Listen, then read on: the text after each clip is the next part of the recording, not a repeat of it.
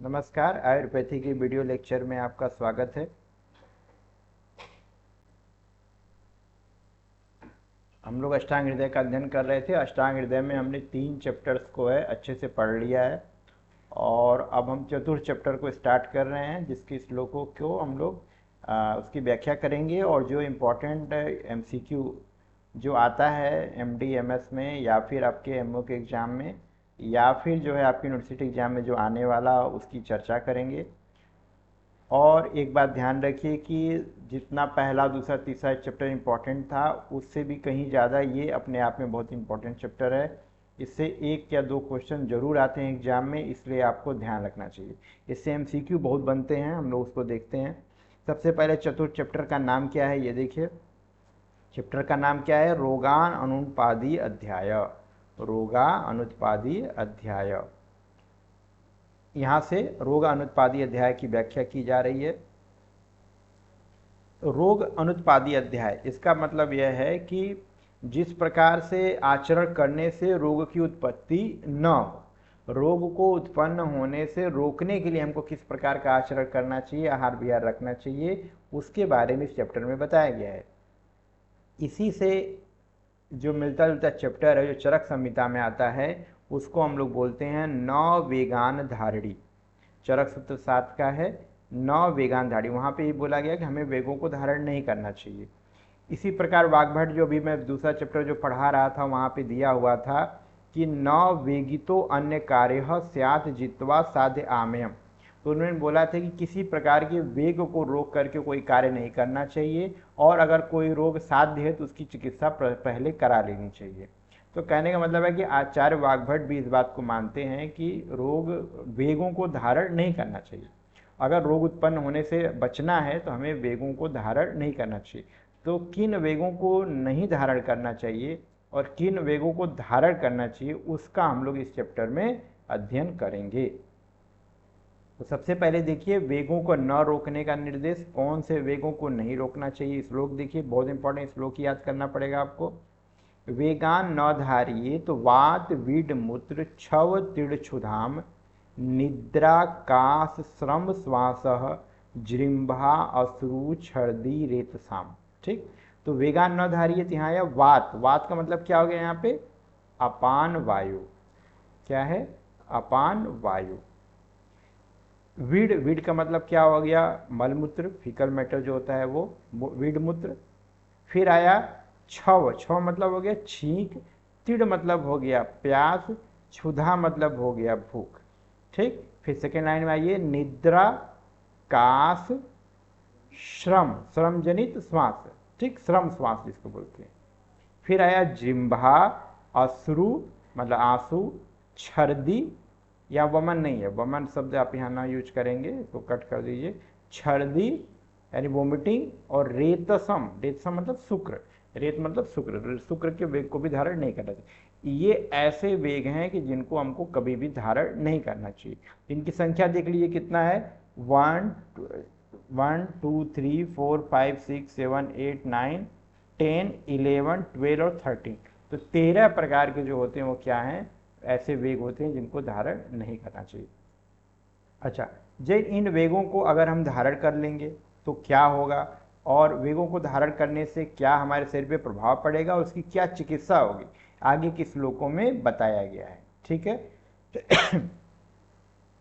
तो व्याधि को लेकर के हमेशा बोला जाता है, देखिए, वेगान न धारित, वेगों को कभी धारण न करें। एग्जाम में आपके क्वेश्चन आ सकता है, वेगान न धारित तो एक्सप्लेन करिए। तो जब भी आता है कि वेगान न धारित तो एक्सप्लेन करना है, तो एक्चुअली आपको क्या बताना है, ये श्लोक को पूरा करना पड़ेगा। वेगान न धारित वाद बीड मूत्र छौतीड़ क्षुधाम निद्रा कांस सत्वांतिम्बा असु छर्दी रेतसाम। इस श्लोक को आप पूरा करेंगे, पूरा करके 13 वेगों के बारे में बताएंगे कि इनको रोकने से क्या प्रभाव पड़ता है और इनकी चिकित्सा क्या होगी। तो सबसे पहले हम देखते हैं क्या दिया है, अपान वायु। अपान वायु का अगर आप रोकते हैं तो क्या होगा, जो फ्लेटस उसको रोकते हैं तो क्या होगा। अधोवातस्य रोधेन गुल्म उदावर्त रुक क्लमा वात मूत्र सकृतम अंग असकृतम अंग दृष्टय अग्नि वध हृदय। ठीक, तो इन्होंने क्या बोला कि अगर आप अपान वायु को रोकते हैं तो इससे क्या बीमारी होगी, गुल्म हो सकता है, उदावर्त हो सकता है, उदर शूल होगा, क्लम होगा। ठीक, सेकेंड लाइन में बोला कि वात मूत्र यानी अपान वायु मूत्र पुरुष की प्रवृत्ति में रुकावट आ सकती है। ठीक, और क्या बोला, दृष्टिय, दृष्टिय मतलब नेत्र रोग, अग्निबध, अग्निबध मतलब मंदाग्नि हो सकता है, और हृदय रोग हो सकता है। तो आपको याद करने के लिए विशेषता याद रखना होगा कि अग्निबध जहां दिया है और हृदय रोग दिया है, ये अधो वायु को या अपान वायु को रोकने से होने वाले रोग हैं। तो गुल, मुदावर्त और रुक और क्लम, ये जो तो आप ऐसे ही बता देते हैं, बट याद कहाँ देना है कि अग्निवध हृदय लिखा है, दृष्टि अग्निवध, ऐसा कहाँ दिया है रेफरेंस, तो ये है अपान वायु से होने वाले रोग हैं। अच्छा, अब रोक लिया, अब लक्षण क्या आएंगे देखिए। सकृतम, वो अपान वायु का हो गया। अब सकृत को देखते हैं, अगर मल का वेग आप रोकते हैं तो क्या होगा। सकृतम पिंडिको उद्वेष्टम प्रतिसाय शिरोरुज ऊर्ध्वातम परिकर्तो हृदयस्य अवरोधनम मुखेन विट प्रवृत्ति पूर्वोश्च च आमया स्मृता। तो अगर आप मल का वेग रोकते हैं तो क्या होगा, पुरीस का वेग रोकने से क्या होगा, पिंडिको उद्वेष्टन, पिंडिको उद्वेष्टन, पिंडलियों में ऐठन होती है, काफ मसल जो होता है उसमें ऐठन होती है, उसका ध्यान रखिएगा। प्रतिसाय होगा, सर्दी जुकाम हो सकता है। सिर में पीड़ा होगी, सिरो रोग वालों बोलते हैं ना, गैस बन गई है, पेट साफ नहीं हुआ, सर दर्द हो रहा थी। उद्गार आएगा, जाहिर सी बात है पेट साफ नहीं हो तो ऊर्ध्ववायु रहेगी। परिकर्तिका, गैस बनेगा तो चारों तरफ क्या होगा, आपको लगेगा कि कोई कैंची से काट रहा है, तो पेट में सुई चुभोने जैसा या कटिंग जैसा ऐसा कुछ आपको दिखाई देगा कि कटने जैसी पीड़ा हो रही है। हृदय से अवरोधनम, हृदय की गति में क्या होगा, रुकावट हो सकती है। और मुख से मल निकलना मतलब अपच होकर के वोमिटिंग वगैरह होगा, तो अधपचा भोजन जो है आपके मुख से बाहर आ सकता है। ठीक, तो ये, और साथ में बोला कि च आमया स्मृता, तो जो पीछे जो रोग यानी कि जो आपको अपान वायु से होने वाले रोग हैं वो भी इसमें मल के वेग रोकने से हो सकते हैं। ठीक, अब आता है मूत्र, मूत्र अब मल का हो गया, फिर हम मूत्र का देखते हैं। अंग भंग, कई बार का पूछा हुआ है, अंग भंग अस्मरी बस्ती मेड्र वंशण वेदना मूत्रस्य रोघास ऊर्ध्व पूर्वे प्रायु रोगा। ठीक, तो अगर आप अंग अंग में टूटने जैसी पीड़ा होगी अगर आप मूत्र के वेग को रोकते हैं। अस्मरी हो सकता है, पथरी हो सकती है, मूत्राशर, मूत्रमार्ग, वंशण, मूत्र शोतस, गमनिया जो वंशण आदि हैं उसमें जो है पीड़ा हो सकती है। और जो पीछे जो अपान वायु और पुरुष के वेग से होने वाले जो रोग थे वो सारे रोग भी इसमें देखने को मिल सकते हैं। तो अंग भंग कई बार का पूछा हुआ है, तो याद रखिए अंग भंग अस्मरी बस्ती मेट्र वंशण वेदना, ये क्या है, मूत्र वेग रोकने से होने वाली पीड़ा है। अब उक्त रोग यानी ऊपर इनसे जितने भी रोग हो रहे हैं उन सबकी चिकित्सा क्या होगी, तो लिखा तद औसम औषधम वर्त्य अभ्यंगम अवगाहम स्वेदनम बस्ती कर्मच। तो पुलिस के वेग से रोकने के लिए जो भी उसकी चिकित्सा निर्देशित की गई वो क्या दिया गया है, गुद मार्ग में फल प्रवर्तनी वर्ती का प्रयोग करें, एक तरीके का इनीमा होता है, मेडिसिन से आपको एनीमा देना है। उदर के ऊपर अभ्यंग कराइए। ठीक है, द्रोड़ी अवगाहन क्या होता है, टब में बैठने को बोला जाता है। स्वेदन और बस्ती रोग करा सकते हैं, बस्ती कर्म आप इसमें कराएंगे। कहने मतलब जितने भी रोग अभी ऊपर आपको बताए गए उसकी चिकित्सा क्या है, फलवर्ती का प्रयोग है, अभ्यंग है। ठीक, वर्ती का प्रयोग, अभ्यंग, अवगाहन, स्वेदन और बस्ती, इनके द्वारा जो है आपका मूत्र वेग से होने वाले रोग, पुरुष वेग से होने वाले रोग और जो है अपान वायु से को रोकने से होने वाले रोगों की चिकित्सा आप कर सकते हैं। ठीक, अच्छा, चिकित्सा भेद देखिए क्या दिया है, एक एक करके आप देखिए। इसमें चिकित्सा भेद में मल के वेग से रोकने उत्पन्न में मल स्वयं के लिए ऐसा भक्ष्य पदार्थ देना चाहिए, यानी कि आपको तरीके का लग्जेटिव देना चाहिए, ये सिद्धांत बता रहे हैं। मूत्र वेग से अगर रुका हुआ चिकित्सा है स्पेशली करना चाहते हैं तो इसमें आंसर है याद करिएगा, हमेशा पूछा जाता है औपीडक घृत का कॉन्सेप्ट आता है। मृत मूत्र जेसु तूपाने च प्राग भक्तम सस्यते घृतम जीर्ण आंतिकम च उत्तमम मात्रा मात्रया योजनाद्वयम औपीडकम इति संज्ञता, यानी कि भोजन से पहले और भोजन के पच जाने के बाद उचित मात्रा में घृतपान का सेवन करिए। तो 2 बार जब सेवन करते हैं घृत को, जिसको हम लोग बोलते हैं औपीडक घृत। ठीक, औपीडक घृत या औपीडक घृत बोलते हैं, किसको बोलते हैं, अगर आप सैंडविच टाइप का समझ जाइए कि ऊपर आपको पहले घृतपान करना है, फिर भोजन करना है, फिर घृतपान करना है। तो इसमें क्या होगा, मूत्र वेग रोग की चिकित्सा आयुर्वेद में बताई गई है, कई बार का पूछा हुआ है। कि प्राग भक्ते सस्यतम घृतम जीडांते च उत्तम मात्रा, ये क्या है, औपीडक घृत है, या फिर डायरेक्ट पूछा गया है कि औपीडक का क्या मतलब समझते हैं, तो अब आपको बताना पड़ेगा। जिसमें पहले व्यक्ति घृत पान करता है, फिर उसके बाद जो है वह भोजन करता है और पुनः घृत पान करता है। किसकी चिकित्सा है, मूत्र वेग रोग जन जो चिकित्सा व्याधि होती है उसकी चिकित्सा यहाँ बताई गई है। ठीक, अब हम देखते हैं उद्गार, वहां तक समाप्त हुआ। अब उद्गार देखते हैं। उद्गारस्य उद्गारस्य अरुचिकंपो विबंध हृदयोरशः आधमानम कास हिद्मा हिद्मा वत्र भेषजम। यानी उद्गार, उद्गार मतलब डकार जो आती है, इसको रोकने से क्या होगा, डकार आपने रोक लिया, शंका वो अपना समाज में कहीं बैठे हैं, आपको ऐसा लग रहा है कि नहीं करना चाहिए, लेकिन क्या है कि इसको आचार्य बोलते हैं इसको धारण नहीं करना चाहिए। तो सबसे पहले क्या होगा, अरुचि होगी, कंप हो सकता है, शरीर में कपकपी होगी, विबंध विबंध मतलब क्या होता है कि कॉन्स्टिपेशन की स्थिति होगी, विबंध होगा, शरीर व हृदय गति में रुकावट हो सकती है, हृदय रस, आधमान मतलब अफरा वगैरह को बोलते हैं, कास हिक्का की उत्पत्ति हो सकती है। ये इसकी चिकित्सा कैसे करेंगे, अब हिक्का के समान चिकित्सा करेंगे, हिदमा वत्र तत्र भेषजम। ठीक, तो ये हो गया होगा। अब ये है कि जैसे मान लीजिए कि उद्गार वेग, उसमें जो हम लोग काउंटिंग करा रहे थे तो उसमें नहीं था, लेकिन यहाँ पे उद्गार का उन्होंने वर्णन किया है। ठीक है, चिकित्सा के साथ उसको बता दिया गया है। अब आगे देखिए, छींक अगर रोकते हैं तो क्या होगा, छींक रोकते हैं तो क्या होगा, सिरो अर्ति इंद्रिय दौर्बल्यम मन्या स्तंभम अर्तिते क्षुधा। छींक रोकने से क्या होता है, सिर में पीड़ा होती है, कान में और इंद्रियों में दुर्बलता, ज्ञानेंद्रियों में दुर्बलता, मन्या स्तंभ क्या होता है, ये सर्वाइकल स्पॉन्डिलाइटिस को हम लोग बोलते हैं। अर्दित होगा, अर्दित मुख प्रदेश का लकवा यानी कि बेल्स पाल्सी वगैरह है, ये रोग उत्पन्न हो सकता है। छींक का वेग, जो छींक से वेग जो आपको रोकने से जो प्यारी बीमारियां हो रही हैं उसकी चिकित्सा कैसे होगी, चिकित्सा इसमें आपको याद करना है तीक्ष्ण धूमांजन। ठीक, तीक्ष्ण धूमांजन लीजिए। ठीक है, सबसे बड़ा यही है इसका चिकित्सा है। इसके अलावा जो है 30 द्रव्यों से नस से सूर्य की ओर देखिए, फिर से देखिए, क्या है, अर्क विलोकने, अर्क विलोकने यानी सूर्य की तरफ आप फिर से देखिए, तीक्ष्ण धूमांजनम घ्रावना घ्राणना अर्क विलोकने। इसके बाद क्या है, जब देखते हैं सूर्य की तरफ देखिए फिर से छींक आ जाएगी, आपको जब सामान्य अनुभव होता है तो वही चीज़ उन्होंने बताया। बाकी आपको फिर से वेग को उभार करके फिर से आपको संयम संवेदन कर देना चाहिए, जिससे क्या हो जाएगा कि छींक का वेग रोग की जो चिकित्सा होगी उससे आपको नहीं हो पाएगी, वो ठीक हो जाएगा। ठीक है, फिर आता है तृष्णा वेग निरोधक, यानी तृष्णा मतलब प्यास लग रही है, आपने पानी नहीं पिया तो क्या होगा, शोषम अंग अंग साध बाधिर्यम सम्मोह श्रम भ्रम सुहृदया तृष्णया निग्रह तथ्य शीत सर्वो विध हितम। तृष्णा को वेग को रोकने से जब प्यास लगती है तो उस समय अगर पानी आप नहीं पिएंगे तो क्या हो जाएगा, मुख शोष होगा, शरीर में शिथिलता आएगी, ये देख लें, मुख शोष होगा, शरीर में शिथिलता होगी, बधिरता हो सकती है। ठीक, भ्रम यानी कि मोह और भ्रम हो सकता है, बाधिर्यम सम्मोह भ्रम, और हृदय रोग की उत्पत्ति इससे होती है। तो ये है तृष्णा वेग निरोधन रोग है। तो आप ऐसा अगर रोग तृष्णा यानी प्यास को और रोकते हैं तो ये व्याधियाँ हो सकती हैं। ठीक है, इसलिए हमें इसको धारण नहीं करना चाहिए, हमें जो है इसमें पानी पी लेना चाहिए।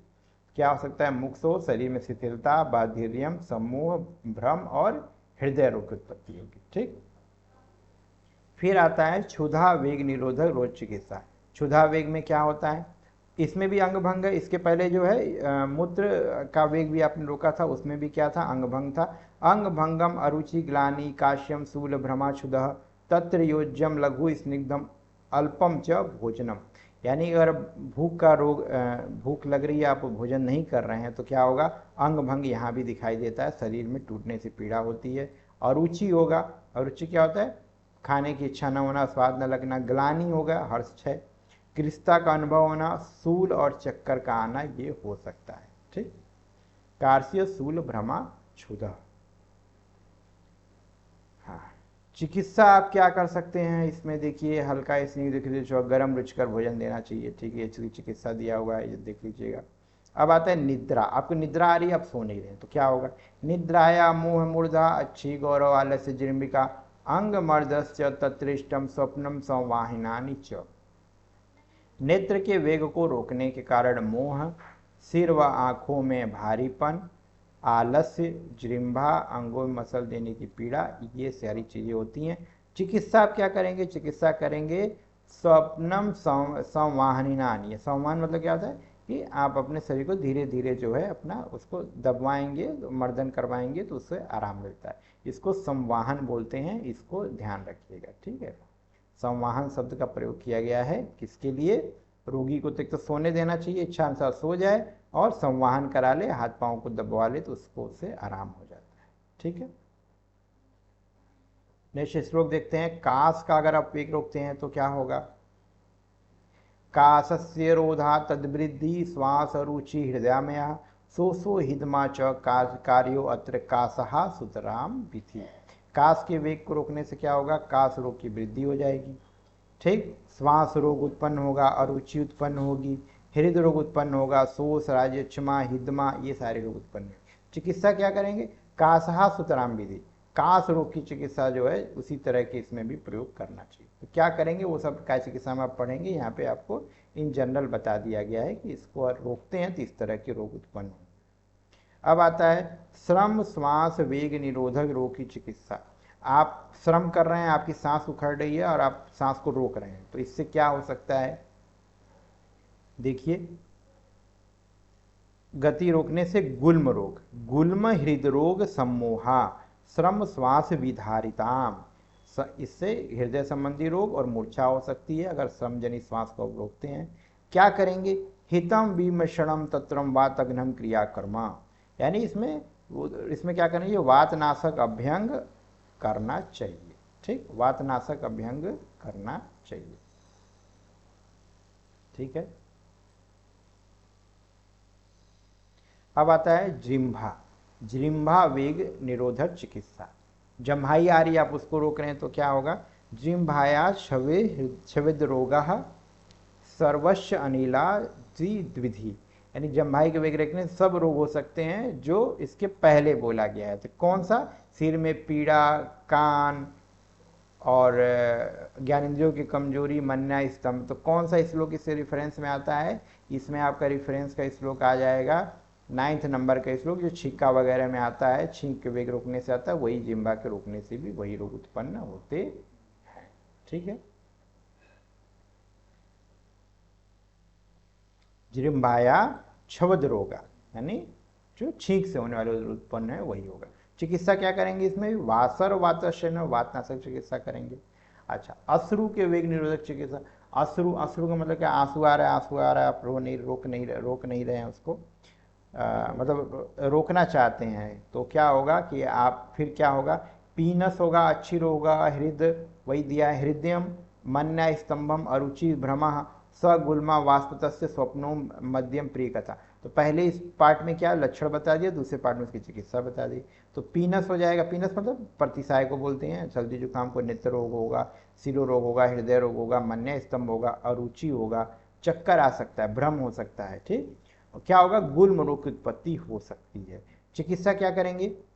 चिकित्सा क्या करेंगे? शयन, स्वप्नो मध्यम प्रियाम कथा, शयन करिए, मद्यपान करने के लिए बोला है, मनोहर कथाएं सुनिए, कथा सुनिए, और जो बातें से आपको कंसोल मिल सके वैसी चीजें आप कर सकते हैं, ठीक।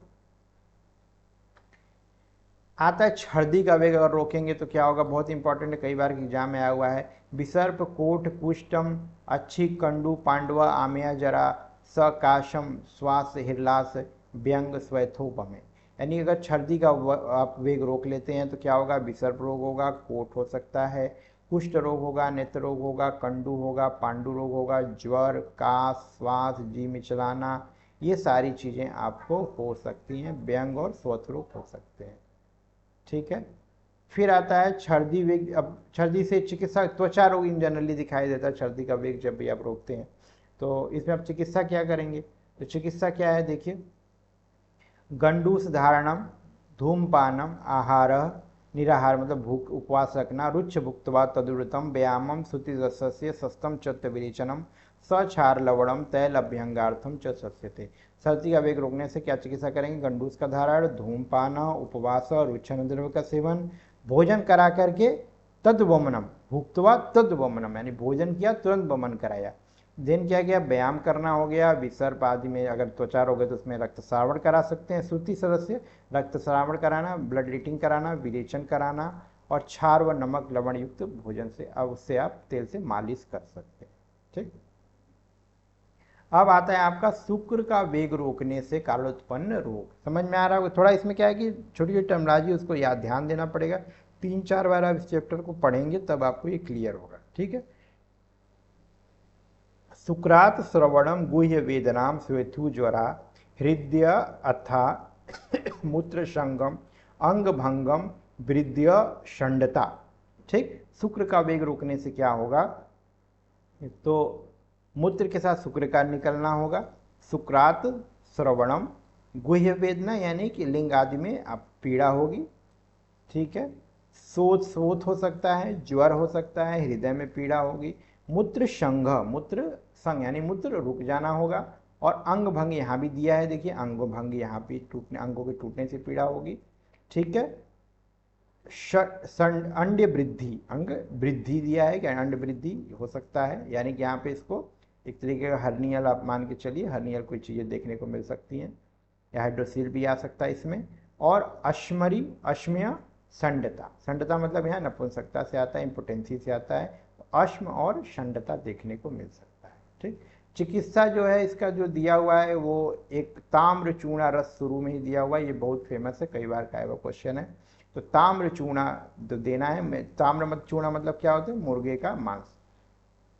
ताम्र चूर्णा सालिबस्त्य अभ्यंगम अवगानहम बस्ती शुद्धि करे सिद्धम, एक मिनट, बस्ती शुद्धि करे सिद्धम भजेत क्षीरम प्रिय स्त्रिया। ठीक। तो इसमें आप मुर्गी का मांस, सूरा, साली धान्य, एक मिनट, हाँ, साली धान्य यूज कर सकते हैं। उत्तर बस्ती देना है, अभ्यंग करना है, अवगाहन करना है, बस्ती शोधक, मूत्र प्रवर्तक जो है गुखरू वगैरह जो होते हैं उसका आप उससे बस्ती दे सकते हैं। और क्षीर, दूध का सेवन करें और प्रिय स्त्रियों का सेवन करें। इससे क्या है कि शुक्र का वेग से जो रोकने से जो रोग उत्पन्न होते हैं वो नहीं होंगे। ठीक। फिर दिया है वेग रोगी के वेग रोधी के असाध्य लक्षण। जो अब हमने देख लिया लगभग कि सारे लक्षणों को हमने देख लिया। जो ऐसा हो कि जिसमें क्या हो, ये बहुत इंपॉर्टेंट है, याद रखिएगा। तीड़ सुलार्तम तेजेतम क्षीणम वीड बम्बम वेग, जिन वेगों को रोकने से रोगी जो है वह प्यास और सूल से पीड़ित हो, क्षीण हो गया हो और पुरुष का वमन कर रहा हो, उसकी चिकित्सा न करें, वह असाध्य हो जाता है। बहुत इंपॉर्टेंट श्लोक पूछा हुआ है कि जिन वेगों को रोकने से यदि जो है भूख प्यास बहुत अधिक हो गई हो, दर्द हो रहा हो, पुरुष वगैरह का मतलब वायु ऊर्ध्वगति को हो गई हो, वमन कर रहा हो, क्षीण हो गया हो, कृश हो गया हो, तो ऐसे में क्या है वो ऐसे रोगी का त्याग कर देना चाहिए। जो क्वेश्चन आपका आता है कोटेशन के साथ आता है, तो ये कोटेशन वहाँ अक्सर पूछा जाता है कि रोगा सर्वव्यापी जायन्ते वेगो उधीर धारणों की व्याख्या करिए। तो ये श्लोक एक अकेला श्लोक ये डिफाइन करता है कि जितने भी रोग उत्पन्न होते हैं वेग धारण करने से होते हैं। तो वायु मल मूत्र आदि उत्पन्न हुए न हुए वेगों को प्रयत्नपूर्वक उभार देने और स्वभावतः इनके वेगों को जो नेचुरल हो रहा है उसको धारण कर देने से तो क्या होता है, वो सभी प्रकार के रोग जो ऊपर पहले बताए गए हैं वो सारे प्रकार के रोग हो सकते हैं। तो रोगा सर्वेपि जायन्ते वेगो उदीर्णम धारणे, यानी वेग को बलपूर्वक उभारना या फिर उभरे हुए वेगों को धारण कर लेना से सभी प्रकार के रोग उत्पन्न होते हैं। ऐसे ही एक श्लोक आएगा रोगा सर्वेपि मंदो अग्नि, वह यहाँ पे ये कहा जाएगा जब आपको जठराग्नि अग्नि का कॉन्सेप्ट बताऊंगा। तो ऐसे ही श्लोक वहाँ भी आता है जो बोलता है कि सभी प्रकार के रोग मंदाग्नि से होते हैं।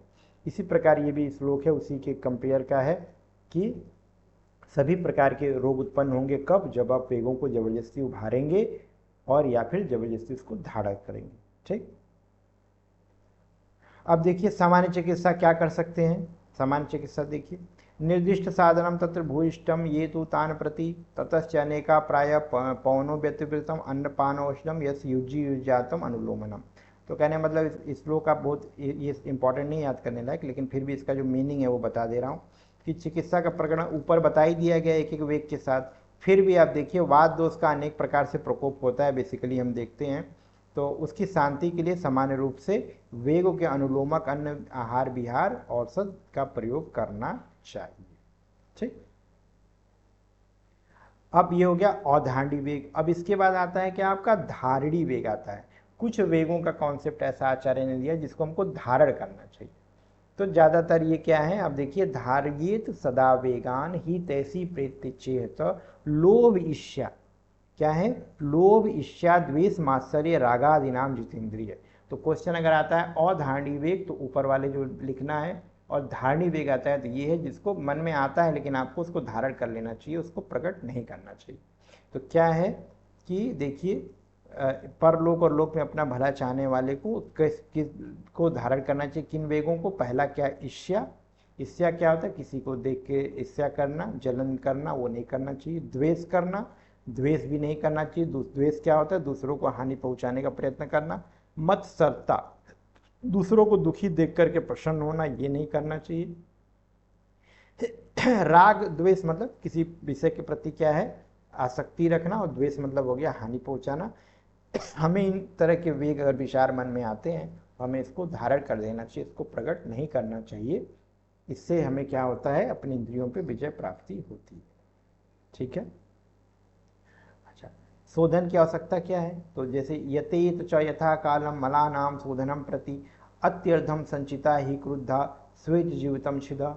यानी वात पित्त कफ इन तीनों दोषों तथा पुरुष आदि शारीरिक मलों का उचित समय पर संशोधन करा लेना चाहिए, क्योंकि जब दोष संचित हो जाते हैं तो कुपित होकर के जीवन का नाश करें। तो संशोधन कैसे कराएंगे, तो ये तो स्वास्थ्य रक्षण का कॉन्सेप्ट है।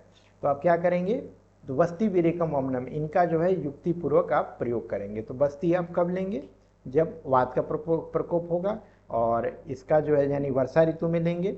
और आप जो है विरेचन कब लेंगे, विरेचन आप लेंगे जो है शरद ऋतु में जब पित्त का प्रकोप होता है। और वमन कब लेंगे, बसंत ऋतु में लेंगे जब कफ का प्रकोप होता है। ये आप बेसिक आप इसको याद रखिएगा। देन आता है संशोधन कर्म की प्रशंसा। ये श्लोक बहुत इंपॉर्टेंट है, एग्जाम में पूछा हुआ है। दोषा कदाचित कुप्यंती जीता लंघन पाचने ये न ये तो संशोधने शुद्धवा न तेसाम पुंगुद्भव। यानी जिन दोषों का हम उपचार जो है, यही से बता दे रहा हूँ, दोषा कदाचित कुप्यंती, वो दोष कभी कुपित नहीं होते जिनको नहीं, दोषा कदाचित कुप्यंते जीता लंघन पाचने, तो जिनको आपने जीता लंघन पाचन करके, यानी औषधियां दे करके, समन औषध दे करके जिसको आपने ठीक किया है, वह दोष कुपित हो सकते हैं, मे भी कुपित हो जाए। दोषा कदाचित कुप्यंती, ये तो संशोधने शुद्धा न तेसाम पूर्ण, लेकिन जिनका संशोधन हो जाता है, बस्ती विरेचन और वमन के द्वारा जिन दोषों का संशोधन हो जाता है वह दोबारा उत्पन्न नहीं होते। तो ये श्लोक पूछ सकते हैं, इस श्लोक का मीनिंग पूछ सकते हैं, तो इसको आप ध्यान में रखिएगा। इस श्लोक तो याद ही करना, याद कर लोगे तो पंचकर्मा में बार बार, पंचकर्मा का बहुत फेमस श्लोक है, वहां पे आपके काम आए। ठीक है, चरक सूत्र में भी ये श्लोक दिया हुआ है, वहीं से लिया गया है बेसिकली। ठीक है, अब आता है कि रसायन और बाजीकरण का क्या कॉन्सेप्ट है। यथा कर्मम यथा योग मतम ऊर्ध्वम योजि प्रयोजित रसायन नाम सिद्ध्यानि वृक्ष योग से कालवित। तो ऋतु संबंधी ज्ञात रखने वाला जो कालवित होता है यानी चिकित्सक होता है, वो संशोधन कराना चाहिए उसको, शास्त्रोक्त रसायन और वृक्ष औषधियों का प्रयोग वह संशोधन कराने के बाद करा देना चाहिए। ठीक है, क्योंकि जब कॉन्सेप्ट आप पढ़ेंगे तो वहाँ आता है रसायन बाजीकरण संबंधी योग अगर आपको प्रयोग करना है तो सबसे पहले संशोधन कराइए, उसके बाद ही आप कुछ करिए। ठीक, उसके बाद ही आप इस तरह के रसायन का सेवन करिए। ठीक, फिर आता है आपका शोधनोत्तर। शोधन आपने करा लिया, आप क्या चिकित्सा दे सकते हैं, तो आप सिंपल सी बात है, ये वमन विरेचन आज से शरीर शोधन हो जाता है, तो फिर उसको शरीर को पुष्ट करने का प्रयास किया जाता है। कैसे, साली षष्ठी गोधूमम मुदम मांसम घृतामितम, ये सब साली गेहूँ मूँग मांस घी सबसे अनेक प्रकार के आहार बना करके देना चाहिए। हृदय हो, जो हृदय को प्रिय लगना हो, रुचिकर हो, अग्निवर्धक हो, ऐसे ऐसे द्रव्यों का सेवन करना चाहिए। स अंग अंग अभ्यंग उद्वर्तन स्नान निरूह बस्ती स्नेहन, ये सब का प्रयोग करना चाहिए। अनुवासन बस्ती निरूह बस्ती का प्रयोग आप कर सकते हैं शोधन के उपरांत। चिकित्सा का लाभ देखिए क्या दिया है, तथा शौच लभते सर्वम सर पावक पाटवम धी वर्णे वैमल्यम वृष्ता दैर्घ्य आयुषम। तो अभ्यंग आहार उपटन से मनुष्य को सुख मिलने लगता है। सर्व पावक पाटव मतलब सभी प्रकार के पित्त को बढ़ाने वाला आता है। तो पाचक है, भ्राजक है, रंजक, आलोचक, साधक, इन सब में कुशलता आती है। धी बुद्धि वर्ण इंद्रिय निर्बलता वृष्ता और दीर्घ आयु की प्राप्ति होती है। ये हो गया आपका चिकित्सा का फल, यानी संशोधन चिकित्सा आप कराते हैं तो आपको इस तरह का लाभ मिलेगा। फिर आता है, आप देखो कॉन्सेप्ट दिया है एक आगंतुज रोग। आगंतुज रोग क्या होते हैं? तो निज रोग होते हैं जो अंदर के दोषों से उत्पन्न होते हैं। आगंतुक रोग क्या होते हैं? आगंतुक मतलब बाहर से आते हैं। ये से भूत विश्वव्यापन्नम अग्नि छत अंग अंगा अंग भंगान भंगादि संभवा राग द्वेषम अभयादि स्वरागवंतियो गदा। यानी भूताविष, विष का प्रयोग हुआ हो, वायु बाहर से आपको ठंडी गर्म वायु लगी हो, अग्नि द्वारा जल गए हो, छत हो गया हो, भंग हो गया यानी चोट चपेट लगी हो, श्रम आदि हुआ हो, इससे क्या होगा? राग, ये सारे जो है, अथवा राग, काम, क्रोध, भय, शोक के कारण से जो रोग उत्पन्न हो रहे हैं वो सब आगंतुक रोग कहे जाते हैं। ठीक। अच्छा, निज और आगंतुक रोगों से आप बचाव कैसे करेंगे और उसका शमन कैसे करेंगे? अगर आगंतुक रोग उत्पन्न हो गया तो संक्षेप में क्या है आप देखिए, इसमें चिकित्सा इन्होंने बताइए, प्रज्ञा अपराधों का परित्याग, त्याग प्रज्ञा अपराधी नाम इंद्रियो उपशमनम स्मृति। ठीक, स्रोत इंद्रियों को अपने वश में रखिए। एक मिनट। ठीक, इंद्रियों को अपने वश में रखिए। मेरे रात दिन कैसे बीत रहे हैं इसका ध्यान दीजिए। और देश काल और शरीर मन में ठीक ठीक ज्ञान रखता हो, सदाचार के अनुसार व्यवहार करिए। जो शांति के उपाय बताए गए हैं वो मणि मंत्र, मंगल, होम नियम, प्रायश्चित, ये सारी चीज़ों का फॉलो कर सकते हैं।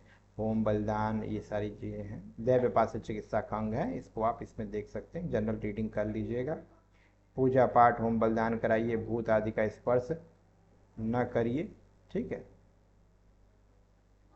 इसके बाद आता है शीतोद्भव, शोधन योगी ऋतु में क्या होती हैं? जो अब मैं आपको बता रहा था वही यहाँ पे रिपीट होगा। शीतोद्भवे दो स्वयं बसंते विशुदिनम ग्रीष्म अभ्र काले घनाते वार्षिकम आसु सम्यक प्राप्नोति रोग ऋतु जानतु। यानी अगर हेमंत ऋतु में जिस दोष का संचय होता है उसका शोधन बसंत में करना चाहिए, यानी कफ का आप शोधन जो है बसंत में करिए। ग्रीष्म में जिसका संचय हुआ यानी वात का संचय हुआ उसका शोधन जो है प्राबिट ऋतु में करिए। ठीक। और वर्षा ऋतु में जिसका संचय हुआ उसका जो है आप शरद ऋतु में करिए, यानी पित्त के बारे में बताया गया है। ऐसा करते हुए मानव शरीर जो होता है वह कभी भी ऋतु से जन्य होने वाले कुप्रभावों से रोगी नहीं होता है। ठीक है। तो अब ये स्वस्थ रहने का उपाय है आपको बता दिया जा रहा है। नित्यम धीता आहार विहार से ही समीक्षकारी विषयोत्तम दाता संपरम सत्य परम क्षमा आपतो सेवी च भवत्य रोगा। यानी सदा हितकर आहार विहार का जो सेवन करने वाला होता है, नित्यम हिता आहार विहार से भी समीक्षकारी मतलब चीज़ों को भली भांति देख करके करने वाला, विषयोक्त असक्त नेत्रादि इंद्रियों में आसक्त न रहने वाला, दाता समम सत्य परम सदा सत्पात्रों को दान करने वाला और सभी के प्रति सबको अपने समान समझने वाला, क्षमावान सत्य परम सत्य भाषा बोलने वाला, क्षमावान होने वाला, और आप्तोप से भी आप्तजनों जो अपने से श्रेष्ठ हैं उनकी बात की मानने वाला, उनको सेवा करने वाला जो होता है वह सदा निरोगी रहता है, ऐसा आचार्य का मत है। तो ये चैप्टर आपका यहाँ पे समाप्त होता है। इसके आगे हम लोग जो है पंचम अध्याय स्टार्ट करेंगे नेक्स्ट लेक्चर में। द्रव द्रव्य विज्ञानी अध्याय के नाम से बताया गया है। ठीक है। तो आपने वेग धारण कर लिया। अब यहाँ स्टार्ट होगा कि अब हमें क्या खाना पीना चाहिए। तो द्रव द्रव्य विज्ञानी अध्याय इसी वजह से इसके बाद आता है, उसको हम लोग देखेंगे कि हमें किस प्रकार के आहार विहार को रखना चाहिए। अगर आपको दिया गया कंटेंट समझ में आ रहा है तो चैनल को लाइक करें, सब्सक्राइब करें। Thank you.